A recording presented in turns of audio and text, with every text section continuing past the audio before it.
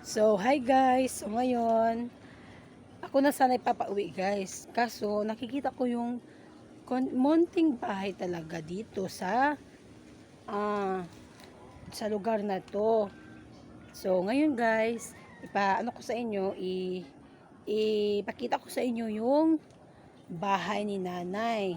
So, si nanay pala guys ay 60 years na siyang nakatira dito sa lugar na to. Noon daw, sabi ni nanay, wala pa daw mga tao dito. Siya lang daw nag-iisang tao dito.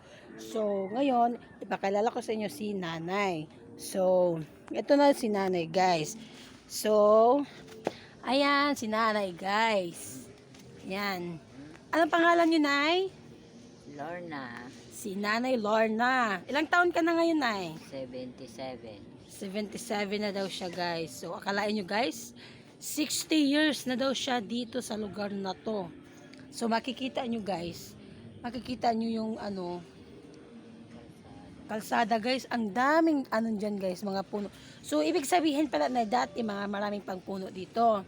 Walang puno yan. Ako nagtanim ng mga puno ng Ah, mangga. so ibig sabihin ikaw pala nagtanim Ako ng mga... nagtanim ng mga mangga dyan. Tsaka yung mga puno nara. So ngayon guys, wala kang asawa. Hindi ako nag-asawa. Matandang dalaga ako. Ah, matandang dalaga daw si nanay guys, hindi siya nag-asawa. So, kalain nyo Ako guys. mag-asawa eh. Ilang years ni nanay siya dito sa lugar na to.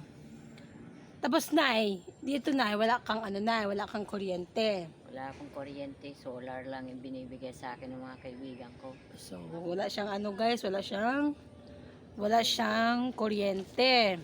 Nagsusolar lang daw si nanay.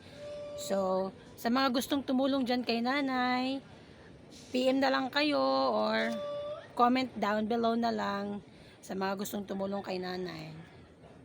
So, ito pala yung bahay ni nanay guys. Pakita ko sa inyo. Ayan guys, yung bahay ni nanay. Ganyan lang kaliit guys. Tapos, yung bahay pa ni nanay guys, tagpi-tagpi lang. So, makikita nyo guys. Yan yung bahay ni nanay guys, tagpi-tagpi lang siya. So, 'di ba? Nakakaantig din yung ni nanay dito.